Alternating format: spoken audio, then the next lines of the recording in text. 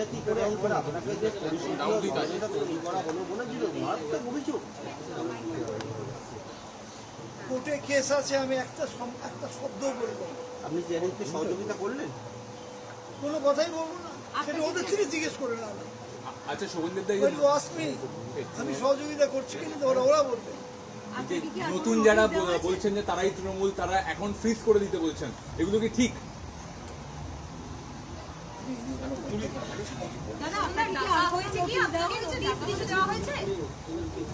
গোটা বিষয় অবশ্যই মানে গোটা বিষয় দেখা গেল। আপনি বলছেন যে যে বিষয়টা সেটা হচ্ছে ওই জালিয়াতির বিষয়। আপনি কি সিআইডি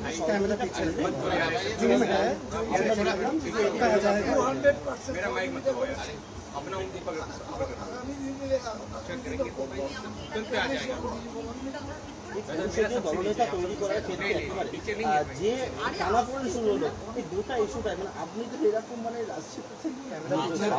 রাজনৈতিক ক্যারিয়ার কোনোদিন এসব হতে হয়নি, কোনোদিন এসব শোনা যায়নি। সবই যারা করেছেন তারা ইন্টারেস্ট নিয়ে এসে করেছেন, যা করেছেন আমাদের ভাবনার মধ্যে করেছিল।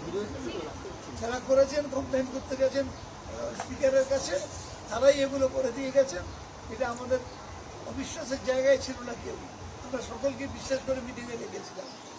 তারা করে দিয়ে গেছে, যারা তাড়াতাড়ি চলে গেছে সইটা করেই এখানে জাল সইটা করে দিয়েই চলে গেছেন সোজাসুজি স্পিকারের কাছে। অর্থাৎ সবাই ছিল উপস্থিত, মানে 6 তারিখের মিটিংয়ে সবাই ছিল? ছিল তো উপস্থিত, 6 তারিখের মিটিংয়ে সবাই ছিল, একজন মাত্র ছিল না, যেটা আমি যতদূর জানি। সেই বিধায়ক তাদের সই এটা নয়। যারা বিদ্রোহী, আমি আবারও বলছি, আপনি তো সারাটা পদ নিয়ে কোনোদিনও আপনি কোনো পদের জন্য কোনো কাজও নেই আমাকে। আমি এখনো চাই না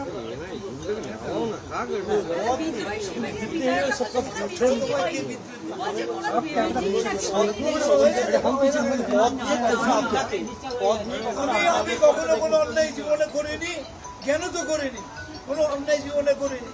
তারপরেও যদি কেউ বলে অন্যায় করেছি তো করেছি, প্রমাণ করে দেবে অন্যায় করেছি।